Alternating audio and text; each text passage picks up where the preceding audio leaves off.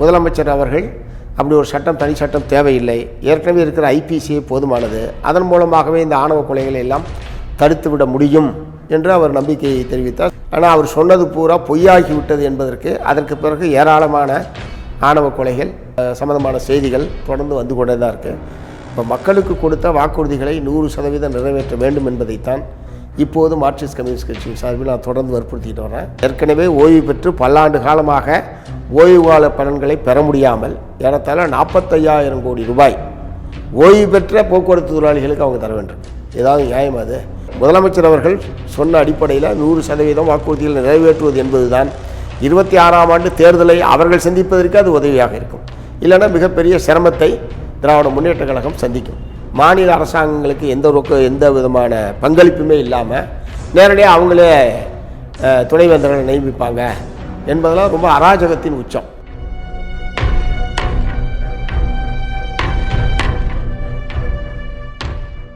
இன்னொன்று, ஆணவ கொலைக்கு எதிராக ஒரு சட்டம் கொண்டு வரணும் அப்படி தொடர்ச்சியாக மார்க்சிஸ்ட் கம்யூனிஸ்ட் கட்சி வலியுறுத்திக்கிட்டு இருக்கீங்க. அதுக்கு அரசு செவிசாய்க்கல. இப்போ மறுபடியும் பட்டியலின மக்களுக்கு எதிரான கொடுமைகள் அதிகரிச்சுக்கிட்டு இருக்கும்போது அதுக்கு எதுவும் சிறப்பு சட்டம், இப்போ பெண்கள் பாதிக்கப்படுறாங்க, அதுக்கு இப்போ சிறப்பு சட்டம் இயற்றப்பட்டிருக்கு, ஆளுநரும் ஒப்புதல் கொடுத்துருக்காரு. அப்படிங்கும்பொழுது இங்கே பட்டியலின மக்களுக்கு எதிரான அந்த கொடுமைகளுக்கு எதிராக சிறப்பு சட்டம் எதுவும் கொண்டு வருவதற்கான கோரிக்கை எதுவும்? அதான் சாதி ஆணவ கொலைகளுக்காக தனி சிறப்பு சட்டம் கொண்டு வர வேண்டும் என்று மார்க்சிஸ்ட் கம்யூனிஸ்ட் கட்சியினுடைய சட்டமன்ற உறுப்பினர்கள் சட்டமன்றத்திலே நாங்கள் இந்த கோரிக்கையை எழுப்பியிருக்கிறோம். ஏற்கனவே சென்னை உயர்நீதிமன்றமும் இந்த மாதிரியான சாதிய ஆணவ கொலை சம்பந்தமான வழக்கில் ஒரு நீண்ட பெரிய பட்டியலிட்டு ஒரு வழிகாட்டுதலை அரசுக்கு என்பது கொடுத்துருக்கு. அந்த உயர்நீதிமன்றத்தினுடைய வழிகாட்டுதல் எதையும் அரசாங்கம் இன்னும் நடைமுறைப்படுத்தலை. அது ஒரு பக்கம். இன்னொரு பக்கம் எங்களுடைய சட்டமன்ற உறுப்பினர்கள் சட்டமன்றத்தில் இந்த பிரச்சனையை எழுப்பின போது முதலமைச்சர் அவர்கள் அப்படி ஒரு சட்டம், தனி சட்டம் தேவையில்லை, ஏற்கனவே இருக்கிற ஐபிசியே போதுமானது, அதன் மூலமாகவே இந்த ஆணவ கொலைகளை எல்லாம் தடுத்துவிட முடியும் என்று அவர் நம்பிக்கையை தெரிவித்தார், சட்டமன்றத்தில் அறிவித்தார். ஆனால் அவர் சொன்னது பூரா பொய்யாகிவிட்டது என்பதற்கு அதற்கு பிறகு ஏராளமான ஆணவ கொலைகள்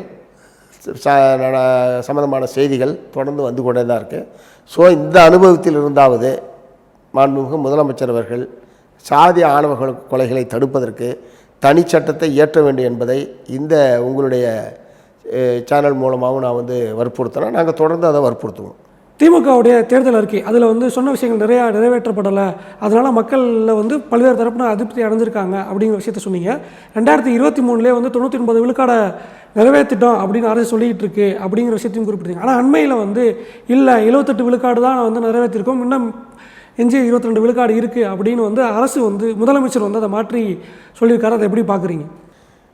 இல்லை, எங்களை பொறுத்த வரைக்கும் 505 வாக்குறுதிகள் 2021 தேர்தல் அறிக்கையில் 505 வாக்குறுதிகள் அவங்க கொடுத்துருந்தாங்க. இது எல்லாமே நம்பி தான் மக்களும் தோழமை கட்சிகளும் திமுக ஆட்சி அதிகாரத்துக்கு வர வேண்டும் என்கிற முறையில் வேலை செஞ்சுருக்கோம். அந்த அடிப்படையில் அவங்க ஆட்சிக்கு வந்திருக்காங்க. ரொம்ப மகிழ்ச்சி. இப்போ மக்களுக்கு கொடுத்த வாக்குறுதிகளை 100% நிறைவேற்ற வேண்டும் என்பதைத்தான் இப்போது மார்க்சிஸ்ட் கம்யூனிஸ்ட் கட்சியின் சார்பில் நான் தொடர்ந்து வற்புறுத்திட்டு வரேன். அதைத் தொடர்ந்து தான் குளத்தூரில் நடைபெற்ற பொங்கல் விழாவில் நீங்கள் சொன்னது மாதிரி பலவற்றை நிறைவேற்றிருக்கோம், இன்னும் சிலவற்றை நிறைவேற்ற வேண்டியிருக்கும். 100% நிறைவேற்றுவோம் என்ற உறுதியை அந்த பொது நிகழ்ச்சியில் முதலமைச்சர் அவர்கள் வெளியிட்டிருக்கிறாங்க. அவர் அந்த பொது நிகழ்ச்சியில் சொன்ன அடிப்படையில் 100% வாக்குறுதியை நிறைவேற்றுவார் என்று நாங்கள் நம்புகிறோம். அது நிறைவேற்றாதனுடைய விளைவாகத்தான் தமிழ்நாடு பூரா ஏராளமான போராட்டங்கள் நடைபெற்று கொண்டே இருக்குது. 2 நாளைக்கு முன்பாக போக்குவரத்து தொழிலாளிகள் ஏற்கனவே ஓய்வு பெற்று பல்லாண்டு காலமாக ஓய்வு கால பலன்களை பெற முடியாமல் ஏறத்தாழ 45,000 கோடி ரூபாய் ஓய்வு பெற்ற போக்குவரத்து தொழிலாளிகளுக்கு அவங்க தர வேண்டியிருக்கு. ஏதாவது நியாயம் அது? ஓய்வு பெற்றோன்னே பொண்ணுக்கு கல்யாணம் பண்ணால், வேறு ஏதாவது வாங்கலாம், ஒரு வீட்டை கட்டலாம், எத்தனையோ எதிர்பார்ப்புகளோடு தான் அவங்க ஓய்வு பெற்றிருப்பாங்க. ஆனால் 10 வருஷம் 15 வருஷமாக ஓய்வு கால பலன்கள் எதையுமே பெற முடியாமல் இருக்குன்னா அந்த குடும்பம் எவ்வளோ கஷ்டத்துக்கு ஆளாக இருக்கு. அவங்களுடைய எதிர்பார்ப்புகளுக்கு பூரா எப்படி நிறைவேற்றப்பட முடியாமல் கடுமையான மன உளைச்சலுக்கு உள்ளாயிருப்பாங்க. ஆகவே இது அவங்களுக்கு சட்டப்படி தர வேண்டிய பணம், அதனால் கருணை அடிப்படையில் தர விஷயம்லாம் கிடையாது. ஆகவே தான் அந்த போராட்டம் ரொம்ப எழுச்சிகரமாக 2 நாளைக்கு முன்னாடி தான் தமிழ்நாடு பூரா நடந்திருக்கு. இது மாதிரி சமூகத்தினுடைய பல்வேறு பிரிவினரும் நீங்கள் கொடுத்த வாக்குறுதியை நிறைவேற்றுங்கள் என்று தான் போராட்டம் நடக்குது தவிர புதிய கோரிக்கையை கொடுத்து இதை நிறைவேற்றுங்கன்னு போராட்டம் நடக்கல. ஆகவே முதலமைச்சர் அவர்கள் சொன்ன அடிப்படையில் 100% வாக்குறுதிகள் நிறைவேற்றுவது என்பது தான் 26ஆம் ஆண்டு தேர்தலை அவர்கள் சந்திப்பதற்கு அது உதவியாக இருக்கும். இல்லைன்னா மிகப்பெரிய சிரமத்தை திராவிட முன்னேற்ற கழகம் சந்திக்கும். போக்குவரத்து தொழிலாளர்கள் போராட்டம் வந்து ஊதியம் உயர்வு, அந்த பென்ஷன், அந்த பிரச்சனை, அந்த போராட்டம் தாண்டி இன்னொரு முக்கிய கோரிக்கையும் இருக்குது. போக்குவரத்து துறை தனியார் வசம் போயிடக்கூடாது அப்படின்னு. ஏற்கனவே நிறைய இடத்துல வந்து டெஸ்டிங் பேசிஸில் அதை ட்ரை பண்ணிட்டு இருந்தாங்க. இப்போ சென்னையில் வந்து தனியார் மினி பஸ்ஸுகள் இயக்க போகிறதாகவும் ஒரு அறிவிப்பு வெளியாகி இருக்குது. பல்வேறு துறை சார்ந்த வந்து தனியார் மயத்தை வந்து பாலிசி டிசிஷனாக இல்லாமல் மைனர் சேஞ்சஸாக வந்து சின்ன சின்ன இடங்களில் அதை நடைமுறைப்படுத்துறது அப்படிங்கிறத இந்த அரசு கொண்டு வரதை எப்படி பார்க்குறீங்க?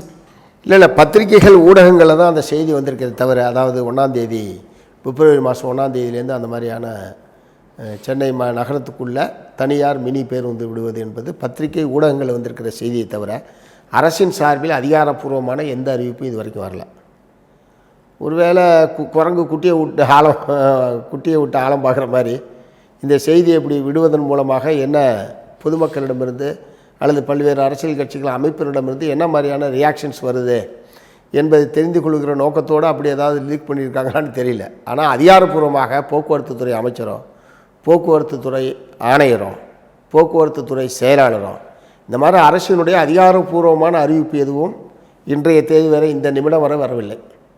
அப்படி ஒருவேளை வந்ததுன்னா அதை நாங்கள் ஏற்க மாட்டோம், கடுமையாக எதிர்ப்பு தெரிவிப்போம். இல்லை, பல்வேறு இடத்துல வந்து தனியார் மயம் வந்து இப்போ கான்ட்ராக்டில் வந்து அதிக ஆட்களை போடுறது, தொகுப்பூதிய ஆசிரியர்கள் அப்படின்னு வச்சுக்கிறது, லேட்ரல் என்ட்ரி அப்படின்னு சொல்லிட்டு செக்ரட்டேரியட்டில் கொண்டு வரது, இந்த மாதிரியான விஷயங்கள் வந்து திமுக அரசு முன்னாடி பேசினதுக்கு முரணாகவே செயல்பாடுகளும் இருந்துக்கிட்டு இருக்குல்ல, அது ஏன் போகிறாங்க? அதாவது உலகமயம் தாராளமய கொள்கை நடைமுறைக்கு வந்ததற்கு பிறகு மத்திய அரசாங்கமாக அதான் பண்ணுறாங்க, மாநில அரசாங்கமாக அதுதான் பண்ணுது. நிரந்தர பணி நியமனம் அல்லது நிரந்தரமான வேலையில் பணி நியமனம் என்பதே அநேகமாக இனிமேல் இருக்குமா இல்லையான்னு தெரில. எல்லாத்துக்குமே வந்து ஒப்பந்தம் அல்லது அவுட் சோர்சிங், நீங்கள் சொன்ன மாதிரி பல்வேறு வகைகளில் குறைந்த கூலிக்கு ஆட்களை நியமிப்பது, ஏற்கனவே ஓய்வு பெற்றவர்களை திரும்ப குறைந்த கூலி கொடுத்து அவர்களையே திரும்ப தொடர செய்வது போன்ற இது எல்லாமே ரொம்ப ரொம்ப தவறான ஒரு கொள்கை, தவறான ஒரு நடைமுறை.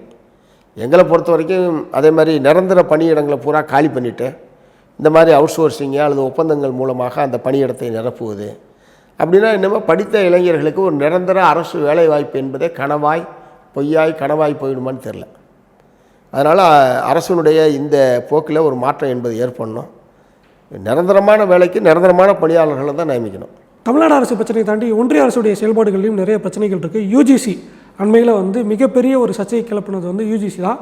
மாநில அரசுகளுக்கு இருக்க எல்லா அதிகாரத்தையும் பறிச்சுக்கிறாங்க. தமிழ்நாடு சட்டமன்றத்தில் தீர்மானம் இயற்றப்பட்டிருந்துச்சு, கேரளாவிலும் தீர்மானம் இயற்றப்பட்டிருக்குது. யூஜிசியோடைய பிரச்சனை தான் என்ன, எதனால் வந்து அவங்க இந்த மாதிரியான ஒரு போக்கை கடைபிடிக்கிறாங்க?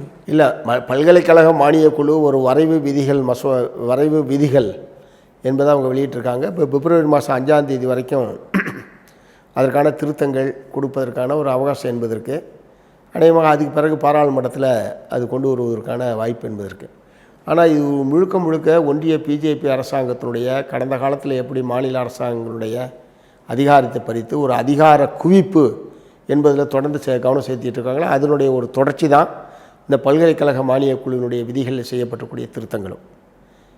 அதில் ரொம்ப அத்துமீறிய செயல் என்னென்னா, அந்தந்த மாநில அரசாங்கத்துடைய சட்ட விதிகளுக்கு உட்பட்டு உருவாக்கப்பட்டிருக்கிற பல்கலைக்கழகங்களில் உட்பட இப்போது அவங்க கொண்டு வந்திருக்கிற திருத்தத்தின் அடிப்படையில் மாநில அரசாங்கங்களுக்கு எந்த விதமான பங்களிப்புமே இல்லாமல் நேரடியாக அவங்களே துணைவேந்தர்களை நியமிப்பாங்க என்பதெல்லாம் ரொம்ப அராஜகத்தின் உச்சம். அதனால் இது வந்து அனுமதிக்கவே முடியாது. இது வந்து அப்போனா மாநில அரசாங்கம் என்ன ஒரு விளையாட்டு பொம்மை மாதிரி அல்லது அது வந்து பொம்மை மாதிரி வேடிக்கை பார்க்கணும், எல்லாத்தையும் அவங்க நாட்டகம் பண்ணுவாங்கன்னா என்ன அர்த்தம் அது? அதனால் நாங்கள் வந்து அதை ஏற்கல. இந்த வரைவு விதிகள் முற்றிலும் திரும்ப பெறப்பட வேண்டும் என்பது தான் மார்க்சிஸ்ட் கம்யூனிஸ்ட் கட்சியின் சார்பில் நாங்கள் வந்து வற்புறுத்துகிறோம். தமிழ்நாடு முதலமைச்சர் ஒரு நல்ல முன்முயற்சி எடுத்திருக்காரு. எதிர்க்கட்சி முதலமைச்சர்கள் எல்லாத்தையும் கடிதம் எழுதி இதில் ஒரே ஒற்றுமையோடு எதிர்ப்புகளை பதிவு செய்ய வேண்டும் என்கிற முறையில் ஒரு நல்ல முயற்சி என்பது நம்முடைய மாநில முதலமைச்சர் எடுத்திருக்காரு. கேரள மாநில அரசாங்கம் சட்டமன்றத்தில் ஏகமனதாக தீர்மானம் நிறைவேற்றிருக்காங்க. இங்கேயும் தீர்மானம் என்பது நிறைவேற்றப்பட்டிருக்கு. அதனால் இந்த மாதிரி கல்வி என்பது பொதுப்பட்டியலில் இருக்கக்கூடிய ஒரு சப்ஜெக்ட். பல்கலைக்கழகம் அந்தந்த மாநில சட்டத்தின் கீழ் உருவாக்கப்பட்டிருக்கிற பல்கலைக்கழகங்களுக்கு உட்பட பொருந்துன்னா அதுக்கு என்ன அதிகாரம் இருக்குது அவங்களுக்கு? அதனால் தமிழ்நாடு முதலமைச்சர் அவர்கள் அங்கே சட்ட ரீதியாகவும் அரசியல் ரீதியாகவும் நடவடிக்கை எடுப்போம்னு சொல்லியிருக்காரு. ஒரு அரசியல் ரீதியான நடவடிக்கை என்கிற முறையில் தான் இந்த எல்லா மாநில முதலமைச்சர்களை ஒருங்கிணைப்பது என்கிற முறையில் முதலமைச்சர் எடுத்துக்கிட்ட முயற்சின்னு நான் நினைக்கிறேன். பட் சட்ட ரீதியாக போனால் என்ன ஆகுன்னு சொல்ல முடியாது. ஏன்னா இப்போ நீதிமன்றங்களில் போகக்கூடிய வழக்குகளில் ஒன்றிய அரசாங்கம் என்ன நினைக்கிறதோ அது தீர்ப்பாக வருவது என்கிற முறையில் அதுக்கு தகுந்த மாதிரி நீதிமன்றத்தில் அதுக்கு தகுந்த மாதிரியான பொருத்தமான நீதிபதிகளை வருகிற போது வழக்கை போடுவது, அவர்கள் விரும்பக்கூடிய தீர்ப்பை பெறுவது என்கிற முறையிலெல்லாம் பல்வேறு சம்பவங்கள் பல்வேறு தீர்ப்புகள் ஏற்கனவே இருக்குது நமக்கு முன்னுதாரணம். அந்த மாதிரி ஒருத்தட்ட போய் இது சிக்கிடுச்சுன்னா இப்போ சுப்ரீம் கோர்ட்டே சொல்லிடுச்சு இனிமேல் எதுவுமே பண்ண முடியாதுன்ற மாதிரி வந்து சேர்ந்துடும். அதனால் பாராளுமன்றத்தில் இங்கே தமிழ்நாட்டினுடைய 40 பாராளுமன்ற உறுப்பினர்கள் பாண்டிச்சேரி உட்பட இருக்காங்க.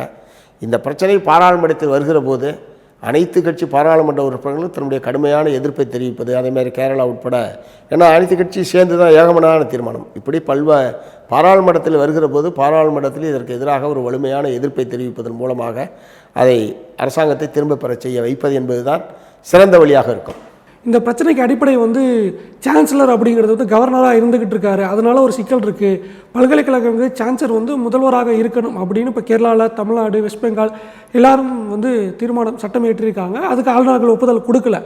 ஒருவேளை அந்த நடைமுறை வந்துச்சு அப்படின்னா இந்த சிக்கல் வர்றதுக்கான வாய்ப்புகள் இல்லை.